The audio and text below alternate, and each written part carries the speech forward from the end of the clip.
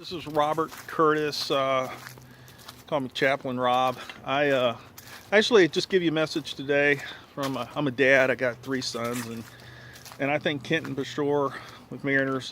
He a few years back, I think he was on a road trip to Texas like he does every year with his family, and I take that same road trip. I'm from Texas, so he brings up the issue about his sons, he says, "Hey, Dad, we're going off to college, and is there any advice that you would give us before we make that?"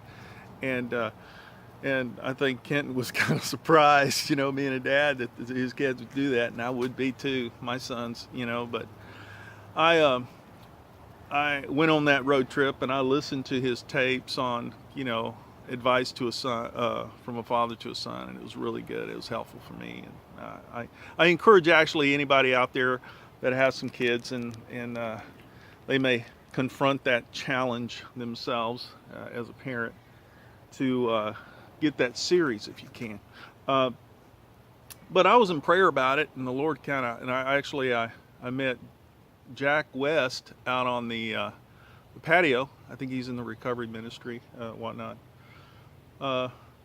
Nice young man. Well, anyway, I met him out on the patio, and I says, "Hey, Jack, I kind of got a revelation on a message from the whole of Proverbs and everything. The Lord, when they asked Jesus, which is the greatest of the laws, he really narrowed down all the laws and the prophets down to two, and he says to love the Lord thy God with all thy heart, thy mind, and thy strength. That's the first one. And the second one, he says, Jesus says, the second one is likened unto the first one, is to love your neighbor as yourself." Well, why that is how can you say that you love God and hate your neighbor? So, whom you see your neighbor. How can you say that you love your neighbor in whom you see that you don't love your neighbor whom you see? You say you love God, but yet you don't love your neighbor. So it is close in terms of like the Lord was saying. And that's all the law and the prophets basically. And Jesus didn't do a lot of, I guess, excessive speaking. He spoke. He really, pretty much, he would go right to the heart of the issue, and tell you exactly how it is, And that's one thing wonderful about the Lord. He never had to second guess him on those kind of things. And the other thing is what I said, I had a revelation of that, and it was really three things that kind of brought together all of the Proverbs as it relates to your advice to a son. And I was telling Jack West that. I says, I told my boys it's basically three things that you need to really be concerned about and consider. Number one is what you think about, what you process, what you have in your mind, what is on your thoughts. Keep your thoughts on positive, giving, caring thoughts, and things that are in that sense. And that the second one to that is likened to the first. From out of the abundance of the heart the mouth speaks. So it's kind of like the focus part is your heart and your mouth, and then second one's what comes out of your mouth. First is pay attention to what you're thinking about and focusing on, and number two is pay attention to your words, what comes out of your mouth. If it's not giving life, it's taking life. You got to be positive, uplifting, kind of be edifying sometimes. And I haven't been there really with Mariners. They kicked me out, guys. But it's not because I don't want to be a part of it, but it's just one of those things that leadership does. It doesn't mean that I have issues with the guys or some of the leadership. It's just that the ones, I guess, making policies and decisions or doing things that are unchristlike. That's where I say that kind of Pharisee mentality, you need to get away from it, people. But the third thing is who you hang around, who you associate with. So I tell my boys, pay attention to what you think about, what you focus on. Number two, comes out of your mouth. Number three, who you hang around. Now, we should not be unequally yoked with unbelievers. I believe that's true. because it becomes an anchor to not only just our testimony, but it becomes a burden on us.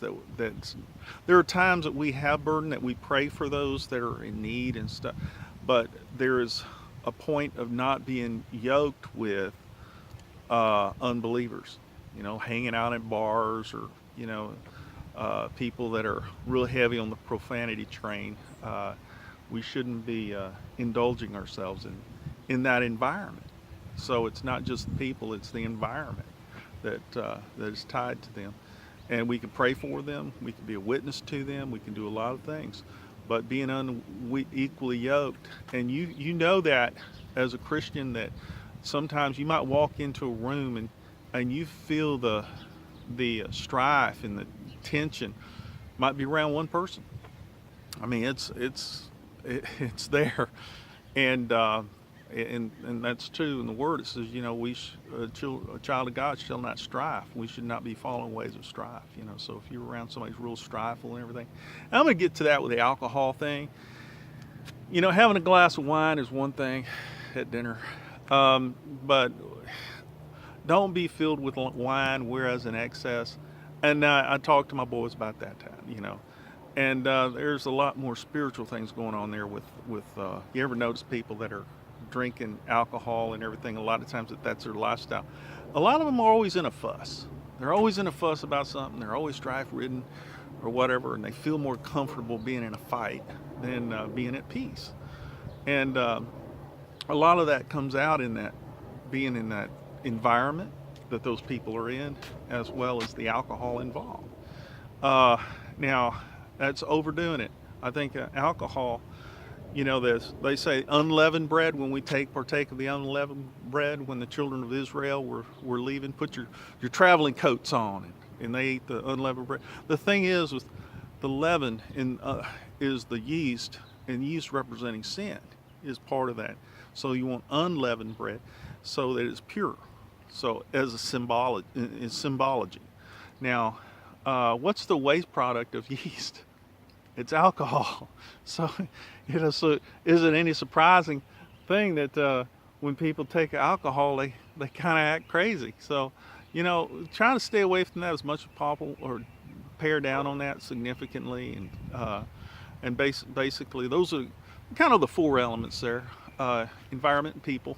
I think basically that's three mainly. I would say the third one would be an environment and people. Be careful about the being unequally yoked with unbelievers or strife-riven people and things like that, because it's not you going down into the mud with them is not helping them. Sometimes we have the rope on one end and we should try to pull them out of the mud.